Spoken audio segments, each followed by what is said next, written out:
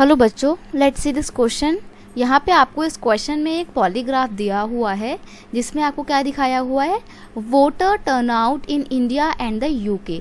India में और United kingdom में जो वोटिंग का टर्नआउट निकल के आता है ना, वो यहाँ पे आपको रिप्रेजेंट करने की कोशिश की जा रही है। होपफुली आपको इस इमेज में सिर्फ इंडिया का दिख रहा होगा, लेकिन मैं आपको यूके का बना के दे देती हूँ। देखो हल्का हल्का दिख रहा है, एक यहाँ से ये डॉट ऐसे मैच किया है, फिर इसको ऐसे मैच किया है, देन ये इधर से ऐसे है और फिर ये ऐसे एंड देन ये इधर नीचे। ओके, तो ये कुछ है आपका यूके का, जो कि मैंने पर्पल कलर का बनाया है।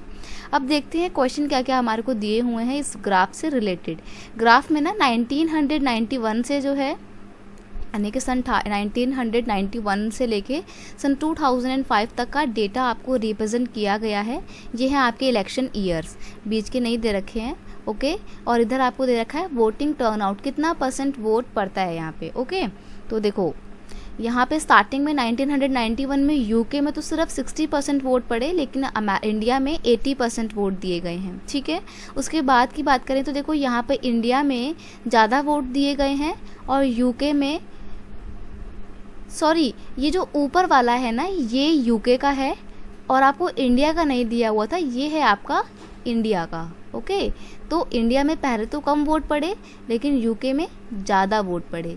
फिर बाद में क्या होता है, यूके में वोट धीरे धीरे कम हो रहे हैं। ठीक है, आप देखो यहाँ से पहले वो ऐसे फिर इधर गया, तो ये तो नीचे की ओर जा रहा है ना, ढलान में जा रहा है, तो इट्स मीन यूके में वोटिंग टर्नआउट कम होता जा रहा है और इंडिया में वोटिंग टर्नआउट बढ़ रहा है। पहले यहाँ पे था, फिर यहाँ से थोड़ा सा और आगे बढ़ा, फिर और ऊपर हो गया, थोड़ा सा फिर घटा है। तो यहाँ पर हम ये देखते हैं कि इंडिया में तो लोग वोटिंग के लिए बहुत ज़्यादा अवेयर हो रहे हैं, लेकिन यूके में लोगों के अंदर वोटिंग टर्नआउट को लेकर एक बहुत ज़्यादा डिस्करेजमेंट देखने को नहीं मिलता है। क्वेश्चन आपको दिए हुए हैं, how can you measure people's participation in election. आप लोगों का पार्टिसिपेशन कैसे मेजर कर सकते हैं कि हाँ ज़्यादा से ज़्यादा लोगों ने वोटिंग में पार्टिसिपेट किया है। अब आपको टर्नआउट का मतलब शायद नहीं भी समझ में आ रहा होगा। देखो मैं आपको बताती हूँ, जब भी इलेक्शन होते हैं तो आपने न्यूज़पेपर पढ़ा होगा कि आपने देखा होगा कि आंध्र प्रदेश में इतने % महिलाओं ने वोट दिया और उत्तराखंड में इतने % मेल ने वोट दिया, इतने % फीमेल ने वोट दिया। तो ये आपने ज़रूर देखा होगा, यही होता है वोटिंग टर्नआउट। और इस टर्नआउट में जितना ज़्यादा % आपको देखने को मिलेगा, उससे आपको पता लग जाएगा कि उस एरिया के लोग ज़्यादा से ज़्यादा बढ़ चढ़कर इलेक्शन में पार्टिसिपेट किए और अपना वोट कास्ट करने आए। ठीक है, तो लोगों का पार्टिसिपेशन अगर आपको इलेक्शन में देखना है तो आप कैसे देख सकते हो, by the voting turnout. Next question आपका क्या बोलता है, नेक्स्ट क्वेश्चन है, what was the voter turnout in India and UK in 1991। Question में बोला है कि 1991 में इंडिया में और यूके में वोटिंग टर्नआउट कितना था। तो मैंने आपको बोला ना कि स्टार्टिंग में तो यूके में ज़्यादा था, कितना था वो 78% था, लेकिन इंडिया में कम था और वो कितना था 56%, इनफैक्ट 60% भी नहीं था टोटल। तो इंडिया में पहले वोटिंग टर्नआउट कम था, इट्स मीन इंडिया के लोग पहले वोटिंग में उतना ज़्यादा पार्टिसिपेशन नहीं दिखाते थे।